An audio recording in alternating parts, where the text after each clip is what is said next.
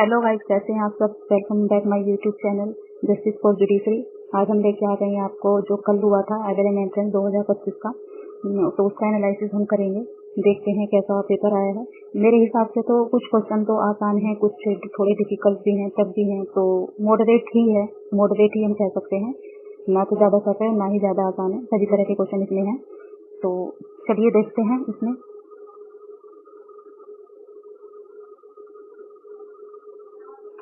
देखते हैं कैसे कैसे क्वेश्चन आए हैं।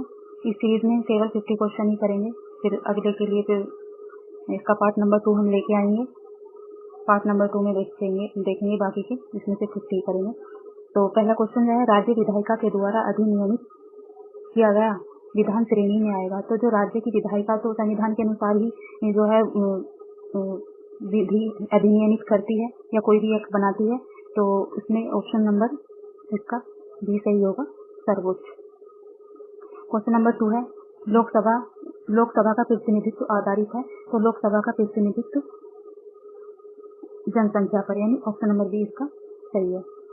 क्वेश्चन नंबर 3 पर देखते हैं क्या है। The article of 30 clause 1 is not a charter of maladministration was said in the case. तो ये कौन से केस में कहा गया था कि अनुच्छेद 30 का क्लोज 1 कुप्रशासन का चार्टर नहीं है? किस केस में कहा गया है? तो ये कहा गया है सेंट जेवियर कॉलेज सोसाइटी बनाम गुजरात राज्य। ऑप्शन नंबर सी इसका सही आंसर होगा। क्वेश्चन नंबर 4 है, which code has been replaced by Bharatiya Nyaya संहिता 2024। तो ये 23 है, 24 नहीं है, 23 है। इसमें टाइपिंग में मिस्टेक हो जाती है।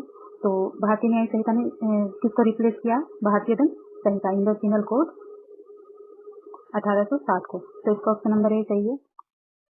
क्वेश्चन नंबर 5 देखते हैं, Bharatiya Nyaya Sanhita 2023 BNS application form which date. तो ये कौन सी डेट को, तारीख को ये लागू हुआ है? तो 1 जुलाई 2024। ऑप्शन नंबर सी इसका सही आंसर है। क्वेश्चन नंबर 6 देखते हैं। देखिए, मैं सिर्फ वही क्वेश्चन आपको बताऊंगी जो आंसर हैं इसके, जो सही हैं। बाकी आप खुद से पढ़ लेना, मतलब क्योंकि वीडियो फिर ज़्यादा लंबी हो जाएगी और फिर ज़्यादा लंबी नहीं होनी चाहिए। तो ठीक है, क्वेश्चन नंबर 6 देखते हैं। भारतीय न्याय संहिता 2023 में कुल कितने अध्याय हैं? तो इसमें 20 अध्याय हैं। ये होता नहीं है, 20 अध्याय हैं जो इसमें नहीं दिया गया है। तो इसमें आपका जो भी आप आंसर दोगे, या इसमें या तो फिर ये क्वेश्चन ही नहीं माना जाएगा या फिर आपका आंसर सही माना जाएगा, आपको 1 मार्क्स इसमें मिलेगा। क्वेश्चन नंबर 7 में देखते हैं। क्वेश्चन नंबर 7 है, दिस सेक्शन ऑफ भारतीय न्याय संहिता 2023 डिफाइंस ऑफेंस। तो कौन सी धारा? इसमें क्लोज तो दिया गया नहीं है, लेकिन ऑप्शन नंबर ए इसका सही होगा, सेक्शन 2। ऑप्शन नंबर ए सही है।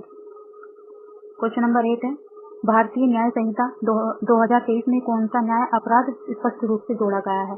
तो ऑफेंस हैज बीन एक्सप्लिसिटली, तो वो है mob lynching. Option number A इसका सही आंसर है। क्वेश्चन नंबर 9 पे आ गए हैं। क्वेश्चन नंबर 9 देखते हैं, कॉर्पोरेट सामाजिक उत्तरदायी CSR का प्रावधान कंपनियों। तो क्वेश्चन नंबर 9 है, कॉर्पोरेट सामाजिक उत्तरदायी CSR का प्रावधान उन कंपनियों पर लागू होता है जिनकी कुल कीमत कम से कम 500 करोड़ हो। ऑप्शन नंबर बी, शुद्ध कारोबार कम से कम 1000 करोड़ हो। और ऑप्शन नंबर सी, शुद्ध लाभ कम से कम 5 करोड़ हो। तो इसका आंसर जो होगा वो होगा उपरोक्त सभी। ऑप्शन नंबर डी इसका सही होगा। क्वेश्चन नंबर 10 हम देखते हैं, एक कंपनी OPC को बदला जा सकता है। 1 person company OPC can be converted into a private company. Option number B इसका सही आंसर है। क्वेश्चन नंबर 11 है, कंपनी का अधिकार पत्र इनमें से क्या है? तो है मेमोरेंडम ऑफ एसोसिएशन, संस्था का बहिर्नियम। तो क्वेश्चन नंबर 12 देखते हैं, which authority regulate company law in India. तो भारत में कंपनी कानून को कौन नियमित करता है? तो सेबी। ऑप्शन नंबर बी सही आंसर है, सेबी नियमित करता है। क्वेश्चन नंबर 13 है, how many types of companies are defined under the companies act 2013। तो कंपनी अधिनियम 2013 के तहत कितने प्रकार की कंपनियों को परिभाषित करता है? 3। ऑप्शन नंबर ए सही आंसर है। क्वेश्चन नंबर 14 है, कंपनी के ऋण पत्र धारक होते हैं। तो debenture holder of a company are है क्रेडिटर्स, यानी लेनदार होते हैं। क्वेश्चन नंबर 15 है, कौन सी प्रकार की कंपनी फेक इक्विटी शेयर जारी कर सकती है? Which type of company can issue sweet equity share. तो इसमें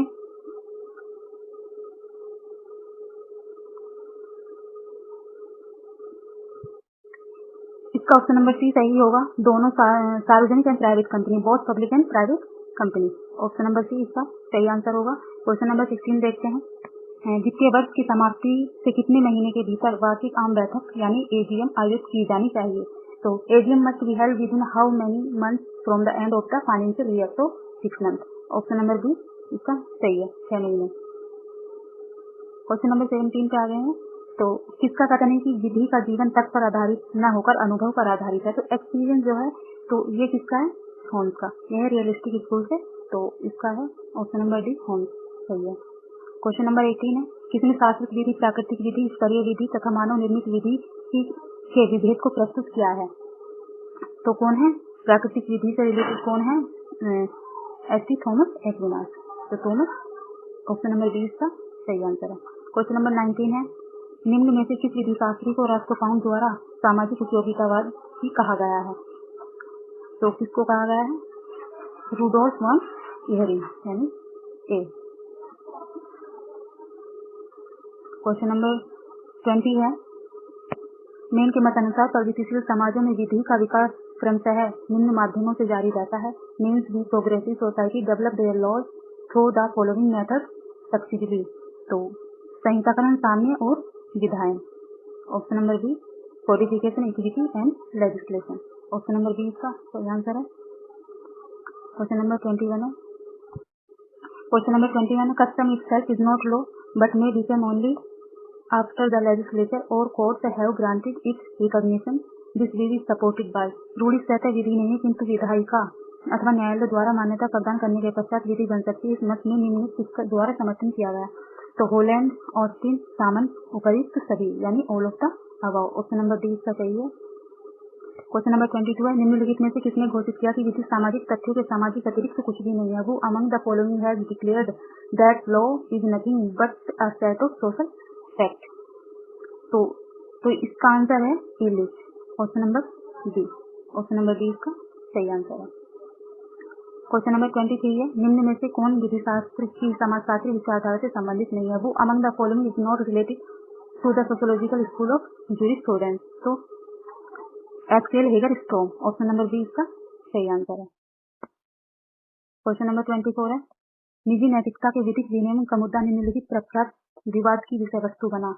the issue of legal regulation of private morality become subject matter to the following famous debate? तो किसकी डिबेट थी वो? Hart Devlin debate. Hart Devlin debate. Option number C इसका सही answer है। Question number 25 है। The realist theory of corporate personality was propounded by Ihering? Option number B इसका सही है। क्वेश्चन नंबर 26 है। किस विधि शास्त्री को डार्विन के पूर्व डार्विनवादी और समाजशास्त्रियों के पूर्व समाजशास्त्री कहा गया है? तो Herbert Spencer. Option number A इसका सही आंसर है। क्वेश्चन नंबर 27 है। 105 संविधान संशोधन किससे संबंधित है? तो यह राज्यों को ओबीसी सूची बहाल करना, OBC list restoration of state. Option number C इसका सही आंसर है। क्वेश्चन नंबर 28 है। आर्थिक रूप से कमजोर वर्गों ईडब्ल्यूएस के लिए आरक्षण किस संविधान संशोधन से संबंधित है? This constitutional amendment is related to the reservation for economical weaker section EWS? तो 103 103। तो ऑप्शन नंबर बी इसका सही है। क्वेश्चन नंबर 29 है। 3 अनुसूचियों में से किसी में भी विषय का उल्लेख नहीं होने पर विधि बनाने की शक्ति किसे है? तो एक तरह से रेजिडेरी पावर है, तो ये है संसद को यानी पार्लियामेंट को। ऑप्शन नंबर बी इसका सही है। क्वेश्चन नंबर 30 है। 2 या अधिक राज्य में करार कर सकेंगे कि राज्यों के उस समूह के लिए एक ही लोक सेवा आयोग होगा? तो ये अंदर से क्वेश्चन पूछ लिया गया है। इसका ऑप्शन नंबर डी सही होगा। ऑप्शन नंबर डी इसका सही है। चलिए देखते हैं। क्वेश्चन नंबर 31 है। अनूप बरनवाल बनाम भारत संघ 2023 किससे संबंधित है? तो ये जो कानून है ये चुनाव आयुक्त की नियुक्ति पर चुनाव आयोग की स्वतंत्रता से। Option number A appointment of election commissioner and independent election commission. Option number A इसका सही आंसर है। क्वेश्चन नंबर 32 है। उच्चतम न्यायालय ने किस केस में नोटबंदी को वैध ठहराया? तो in which case the Supreme Court upheld the validity of the demonetisation. तो ये है Vivek Narayan Sharma versus Union of India. Option number C इसका सही आंसर है। क्वेश्चन नंबर 33 होगा, which article of the Indian constitution deals with the rights of constitutional remedies. ये तो बहुत इजी है, ये तो हर किसी एकदम पद से करके आए होंगे। आर्टिकल 32। जैसा कि मैंने कहा कि कुछ क्वेश्चन इसमें बहुत आसान है, तो थोड़ा बहुत टफ भी है, मॉडरेट है क्वेश्चन पेपर। तो क्वेश्चन नंबर 34 है, भारतीय न्याय संहिता 2023 में पुलिस स्थान के शब्द तो कौन सा शब्द का प्रयोग हुआ है? अन्वेषण अधिकारी, इन्वेस्टिगेशन अथॉरिटी, प्राधिकारी।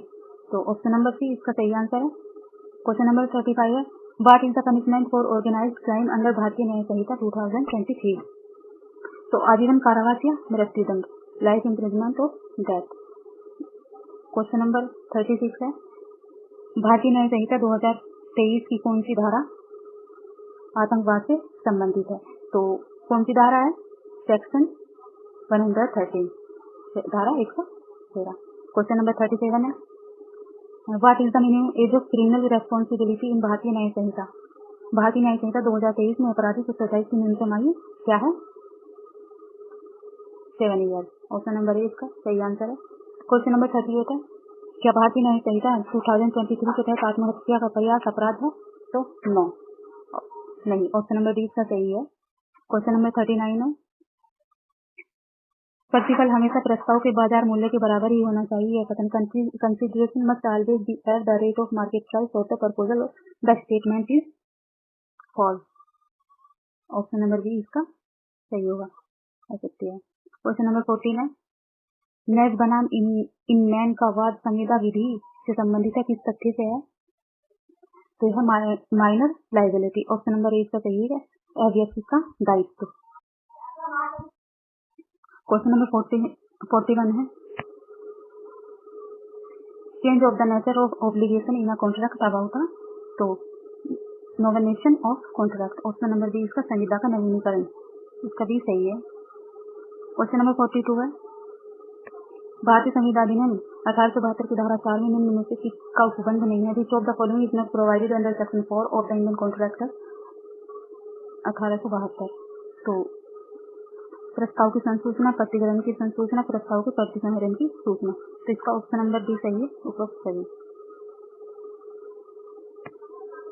क्वेश्चन नंबर 43 है, संविदा विधि में प्रयुक्त शब्दावली न्यूडम पैक्टम का अर्थ है विदाउट कंसिडरेशन, बिना प्रतिफल के। ऑप्शन नंबर ए इसका सही है। क्वेश्चन नंबर 44 है, an agreement in restaurant of the marriage of any person other than a minor is, ऐसा करार जो अप्राप्तर्या से भिन्न किसी व्यक्ति के विवाह के विरोधात हो तो क्या है? शून्य, वॉइड होगा। ऑप्शन नंबर ए इसका सही है। क्वेश्चन नंबर 45 है, प्रतिग्रहण की सूचना प्रतिक्रिया के विरुद्ध तब संपूर्ण होती है जब वह प्रस्तावक के ज्ञान में आ जाती है, वह it comes to the knowledge of the process. तो क्वेश्चन नंबर 46 है, संविदा की समीपता के सिद्धांत का अर्थ है कि the principle of privity of contract means है केवल संविदा के पक्षकार भी दावा कर सकते हैं या उनके विरुद्ध दावा किया जा सकता है। Only party to the contract may sue और be sued. Option number B इसका सही आंसर है। क्वेश्चन नंबर 47 है, संविदा कल्प या संविदा सदस्य के दायित्व को स्पष्ट किया जाता है निम्न सिद्धांतों के आधार पर। तो इसका ऑप्शन नंबर ए इसका सही है, voluntary benefit.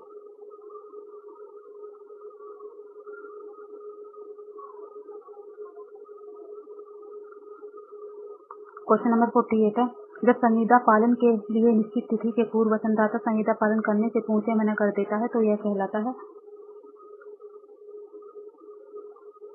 Anticipatory breach of contract. Option number D इसका सही है, पूर्वकालिक संविदा भंग। क्वेश्चन नंबर 49 है, the rule of strict liability propounded in the case of Reliance versus Fletcher is not applicable. जबकि नुकसान ईश्वरीय कृत्य के कारण हुआ हो, जब नुकसान किसी अजनबी के सदोष कारण हुआ हो, या जब नुकसान संवादी की गलती से हुआ हो तो ये इसकी अपवाद है। तो इसका ऑप्शन नंबर डी इसका सही है, उपरोक्त सभी। क्वेश्चन नंबर 50 है, घटना स्वयं बोलती है का नियम किस कृत्य से संबंधित है? तो है नेग्लिजेंस। ऑप्शन नंबर ए इसका सही आंसर है। तो 50 क्वेश्चन हमारे हो गए हैं, 50 हम कल लेकर आएंगे। तब तक अभी तो ऑफिशियल आंसर की नहीं आई है, 1-2 दिन में वो भी आ जाएगी। फिर दोबारा से आप किस यूनिवर्सिटी किस क्वेश्चन को कैसा कितना सही मानती है, क्योंकि ऐसा होता है। जब मैंने दिया था तो मैं कई क्वेश्चन पर मैंने जो है वो भी दिया था अपना। तो चलिए देखते हैं क्या होता है, लेकिन हमारे हिसाब से जो सही था, जो बुक हमने पढ़ी है, जो एनालाइज हमने किया है, तो वो मैंने बताए हैं। आगे देखते हैं ऑफिशियल आंसर की आने के बाद कि कितना सही होता है। चलिए ठीक है, चलते हैं। Thank you, bye bye.